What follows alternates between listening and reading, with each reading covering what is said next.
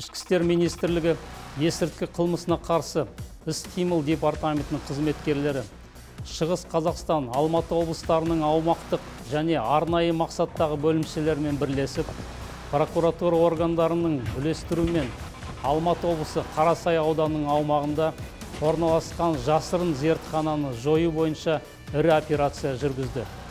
Ұзақ мерзімді жедел іздестіру шараларының нәтижесінде 4 желтоқсанда саяжай үйінің аумағында есірткі зертханасын ұйымдастырған 2 ер адам ұсталды.